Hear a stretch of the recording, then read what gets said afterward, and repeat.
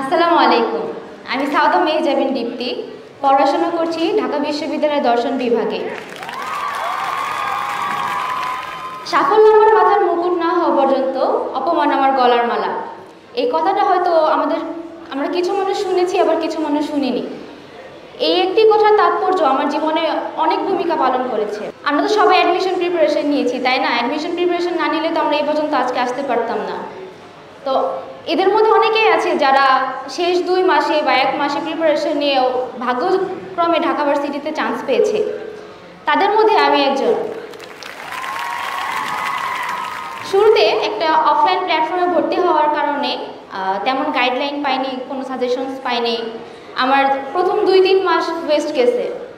তো লাস্ট যখন 2 মাস বাকি জানুয়ারিতে সাজেশন নেওয়ার জন্য ঢাকা বিশ্ববিদ্যালয়ে এক বড় ভাইয়াকে নক দিলাম যে ভাইয়া, আমি তো ফার্স্টের মাসগুলো ওয়েস্ট করেছি, আমি এখন কি করব, আমার এখন কি করা উচিত?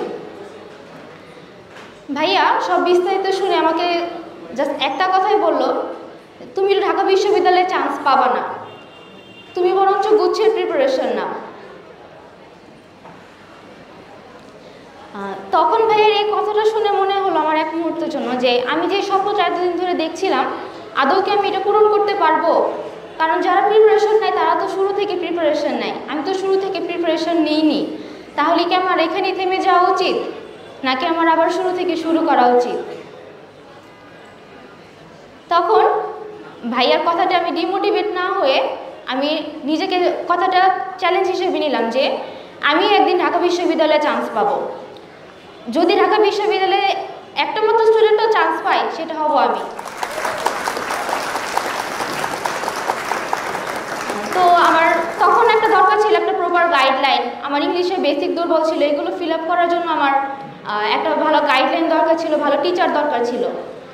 একদিন অনলাইনে স্ক্রল করতে করতে আই এডুকেশনের ব্যাপারে জানতে পারি। মহসিন স্যারের ক্লাস তো করেছিলাম আগে, ফ্রি ক্লাসগুলো, তো কোনো কিছু না ভেবেই আমি ভর্তি হয়ে যাই আই এডুকেশনে। মহসিন ভাই আগে থেকে ইংলিশে অনেক ভালো পড়ায়। অ্যাডমিশন ব্যাচে আমাদের এত ভালো সার্ভিস দিয়েছে যে আমার ইংলিশের বেসিক আমি 1 মাসের মধ্যে একদম ক্লিয়ার করে ফেলছি।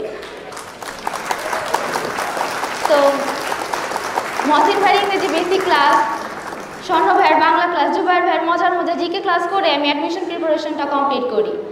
ক্লাসের ফাঁকে ফাঁকে মহসিন বা অনেক মোটিভেশন দিয়ে তখন মনে হতো যে না, আমি চান্স পাবো, ঢাবিয়ান ভাইয়ের কথাটাকে আমি রং প্রুফ করবো।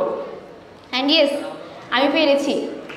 চান্স পাওয়ার পর সর্বপ্রথম মেসেজটা আমি ঢাবিয়ান ভাইয়াকে দিয়েছি যে ভাইয়া, আমি কিন্তু চান্স পেয়েছি, আপনার কথাটাকে আমি ভুল প্রমাণিত করতে পেরেছি। সেদিন যদি আমি ভাইয়ের কথাটাকে চ্যালেঞ্জ হিসেবে না নিতাম, তাহলে আজকে আমি হয়তো আপনাদের সামনে দাঁড়াতে পারতাম না। জীবনে আমরা চলার পথে অনেক কিছুতে হোঁচট খাই, কিন্তু আমাদের থেমে থাকা যাবে না, আমাদের আবার উঠে দাঁড়াতে হবে।